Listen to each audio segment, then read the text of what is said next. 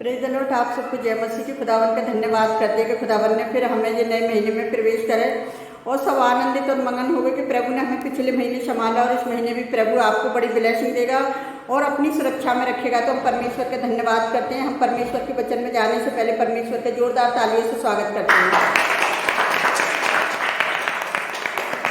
Hallelujah.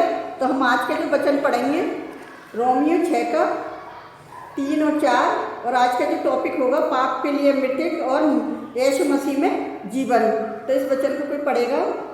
क्या तुम नहीं जानते कि हम सब जिन्होंने मसीह यीशु का बपतिस्मा लिया उसकी मृत्यु का बपतिस्मा लिया, अंत उस मृत्यु का बपतिस्मा पाने से हम उसके साथ गाड़े गए, ताकि जैसे मसीह पिता की महिमा के द्वारा मरे हुओं में से जिलाया गया वैसे ही हम भी नए जीवन की सी चाल चले।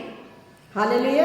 तो परमेश्वर का धन्यवाद करते हैं। अगर हम पहली आयत में देखेंगे तो उसमें लिख रहा है तो हम क्या कहें कि हम पाप करते रहें कि अनुग्रह बहुत हो। तो वचन में लिखा है कि कदापि नहीं। हम जब पाप के लिए मर गए हैं तो फिर आगे को हम उसमें कैसे जीवन बिताएं।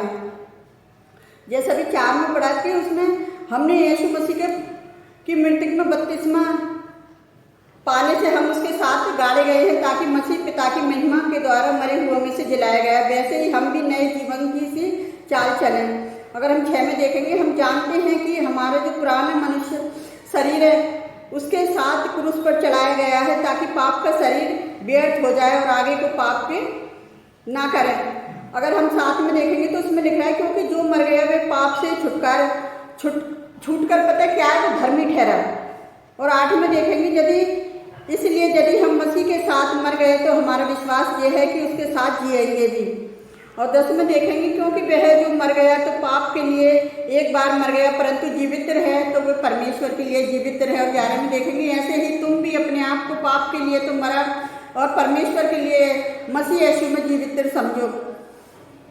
और हम इसमें देखेंगे 13 में, और अपने अंगों को आधर्म के हथियार होने के लिए पाप को सौंपो, पर अपने आप को मरे हुओं में से जी उठा हुआ जानकर परमेश्वर को सौंपो। अपने अंगों को धर्म के हथियार होने के लिए परमेश्वर को सौंपो। 14 में देखेंगे तब तुम पर पाप की प्रबलता ना होगी, क्योंकि तुम व्यवस्था के आधीन नहीं वरना अनुग्रह के आधीन होगे। और 23 में देखेंगे क्योंकि पाप की मजदूरी मृत्यु है, परंतु परमेश्वर का वरदान हमारे प्रभु यीशु मसीह में अनंत जीवन है।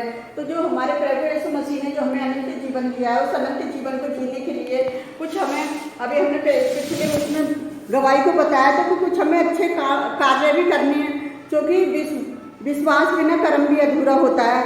तो हमें विश्वास करना है कि यीशु मसीह जो हमारे लिए आया था, तो हम पाप के लिए तो मर गए। पौलुस इस कथान करते बताता है कि उसके कहने का मतलब है कि हम मसीह में विश्वास करते हैं तो तब हमारे पापी स्वभाव मर जाता है। पहले हम पाप के गुलाम थे, इसके बाद हम मर गए। कोई गुलाम या दास अपने मरने के बाद अपने स्वामी के अधिकार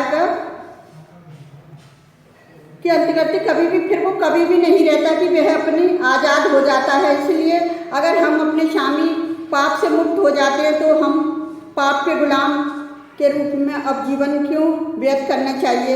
हम परमेश्वर के अनुग्रह के द्वारा पाप की सामर्थ्य से मुक्त किए गए हैं।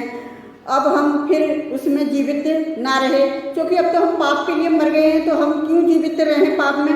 क्योंकि अभी हमने जैसे 3 में पढ़ा, जब हम मसीह में विश्वास करते हैं तो हम उसकी मृत्यु में बपतिस्मा लेते हैं। जब हम आत्मिक तौर पर बपतिस्मा लेते हैं, समय पानी के अंदर जाते हैं और पानी में डूबते हैं, तभी हमारे पाप धुल जाते हैं और हमारे पापी जो हमारा शरीर है वो क्या स्वभाव है वो मर जाता है। इसके उपरंत जब हम पानी से बाहर आते हैं तभी हम मसीह में नई आत्मिक जीवन के साथ एक नई सृष्टि बन जाते हैं। जैसे 2 कुरिन्थियों 5:17 में लिखा है कि हम जब मसीह यीशु में बपतिस्मा लेते हैं तो हम एक नई सृष्टि बन जाते हैं।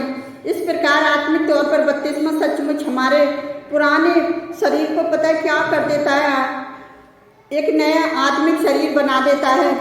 और इसलिए अगर हम मसीह के साथ मर गए हैं तो हम एक नए जीवन जीने के लिए उसके साथ जीवित भी होंगे। देखिए कुलैसे 2 के बारे में, जिस प्रकार मसीह जीवित होने के लिए फिर पहले मरने की जरूरत थी, उसी प्रकार हम उसे नए जीवन जीने के लिए जीवित होना, पाप के लिए मरना अवश्य है। हम नए जीवन जीने के लिए पहले हम अपने पुराने मनुष्य को पता है क्या करना है, मारना है, हमें उसे खत्म करना है। तभी हमारा जो पुराना जो शरीर है वो पता है मर जाएगा यीशु मसीह में, और हम नए जब बपतिस्मा लेते हैं तो नए सिरे से हम जन्म लेते हैं। तो इसी तरह से अभी हम देख रहे हैं कि यदि हम पाप भी ना करें तो हम यीशु मसीह पर विश्वास भी नहीं कर पाएंगे। जब इंसान से पाप होता है तो वो क्या होता है, वो यीशु मसीह में आगे बढ़ता है कि प्रभु मुझे क्षमा कर दे, मुझसे गलती हो गई। जब हम क्षमा के लिए परमेश्वर के समीप जाते हैं तो परमेश्वर हमें क्या करता है, वो हमें क्षमा करता है। तो इसलिए यीशु मसीह हमें जीवन देने के लिए आया, इस संसार में हमें पापों से मुक्ति करने के लिए यीशु मसीह आया, और अपने आप को उसने बलिदान चढ़ा दिया, और अपने आप को ऐसा बलिदान कर दिया कि मतलब लोग जब बपतिस्मा ले लेते हैं और फिर पाप करते रहते हैं तो फिर क्या है कि हम यीशु मसीह को बार बार क्रूस पर चढ़ाते रहते हैं। तो इसलिए हम जब बपतिस्मा ले लेते हैं तो हमें पाप करने की कोई ज़रूरत नहीं है, क्योंकि अब हम नई सृष्टि हैं। अब हमें नए कार्य करने और हमें नए नए कामों को देखना है कि हमें नए काम किस तरह से करनी है। जब हम प्रार्थना करते हैं कि प्रभु मुझे ये अच्छा काम करना है, तो प्रभु हमें सामर्थ्य देता है, प्रभु हमारी अगुवाई करता है, प्रभु हमारे आगे आगे चलता है। तो मैं अपने परमेश्वर यहोवा का धन्यवाद करती हूँ कि हमें वचन प्रचार के साथ साथ कुछ अच्छे काम भी करने चाहिए। अगर हम अच्छा काम नहीं करेंगे तो हमारा परमेश्वर में भी काम करना व्यर्थ है, परमेश्वर का वचन बोलना ही व्यर्थ है। तो मैं अपने छोटे छोटे कामों को गिनाना नहीं चाहती, मुझे परमेश्वर का धन्यवाद करती हूँ कि प्रभु ने मुझे इतनी आशीष दी है कि मैं अपनी थोड़ी सी इनकम में से भी मुझे प्रभु बहुत अच्छे अच्छे काम करवाता है। और मैं अच्छे अच्छे कामों को मैं यूट्यूब चैनल पर दिखाना नहीं चाहती, क्योंकि वो मेरा परमेश्वर जो है वो हमारे छोटे से छोटे काम को देखता है। उसके जब हम उसके नाम में मेहनत करते हैं तो कभी वो मेहनत हमारी व्यर्थ नहीं जाती, क्योंकि वो परमेश्वर है, वो हम सबको देखता रहता है कि कौन मेरा बेटा कौन मेरी बेटी कैसे काम कर रही है। जब उसने अपना बेटा बेटी हमें बना ही लिया है तो क्यों ना हम उसके डर और भय में चले, और क्यों ना हम उसकी आज्ञा का पालन करें कि यीशु मसीह का लहू बहाना और कोड़े खाना भी व्यर्थ न जाए, एक आशीष बनकर उभरे। तो हम परमेश्वर का धन्यवाद करते हैं कि खुदावन ने ये सुंदर वचन देकर आशीषित किया, और परमेश्वर का आज के यही वचन था। तो आइए हम आप सबके लिए प्रार्थना करते हैं, आप भी हमारे साथ मिलकर प्रार्थना करें। सब आप भी सब अपने लिए भी प्रार्थना कीजिए। धन्यवाद करती प्यारे जो परमेश्वर इस सुंदर समय के लिए, सुंदर दिन के लिए पिता।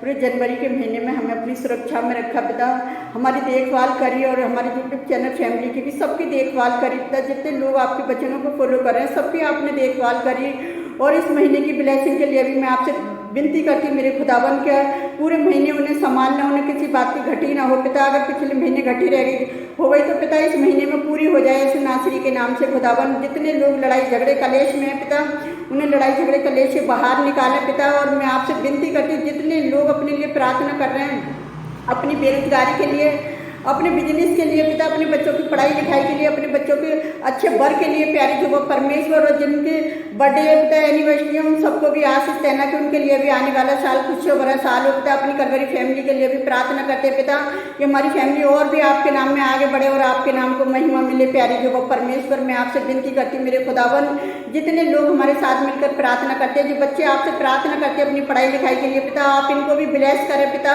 कि आपका नाम ऊंचा कर सके पिताजी, जग में आपका नाम ऊंचा हो मेरे जो वो परमेश्वर। जितने लोग हमारे साथ वीडियो में जुड़ते हैं पिता, हर एक को आशीष देना प्यारे जो वो परमेश्वर, हर एक किसी के हर परेशानी को आप दूर करना मेरे खुदावन। मैं आपसे विनती करती हूँ मेरे पिता परमेश्वर की हमारे साथ जुड़ना व्यर्थ न जाए, एक आशीष बनकर उभरे, और तेरा वचन उनके जीवनों में 100 गुना फलवंत हो पिता, कि वो किसी भी पाप के दबाव में आके किसी के साथ बुरा ना करें प्यारे जो वो परमेश्वर, और आप उनकी सहायता उनकी मदद करें मेरे जो वो परमेश्वर। आप उन्हें पाप से बच्चा संभाल कर रखना प्यारे जो वो परमेश्वर, ताकि वो भी कुछ अच्छा काम कर सके पिता, कि आपके नाम को महिमा और आदर मिल सके पिता। मैं आपसे विनती करती हूँ खुदावन, मैं आपसे क्या मांगूँ, आप तो मेरे मांगने से पहले जानते। जितने लोग हमें लाइक कमेंट सब्सक्राइबर करते पिता, एक एक को बड़ी आशीष और बड़ी बरकत देना पिता, कि किसी बात की कोई घटी ना हो पिता, आपके नाम को महिमा और आदर मिले पिता। आपने हमारी छोटी सी प्रार्थना को सुना और कबूल किया, उसके लिए भी मैं धन्यवाद करती पिता। जितने बच्चों ने आपसे प्रार्थना में मांगा अपनी पढ़ाई लिखाई के लिए पिता, और आप जानते हैं कि रात दिन हम बच्चों के लिए प्रार्थना करें क्योंकि इनकी परीक्षाएं नजदीक है पिता।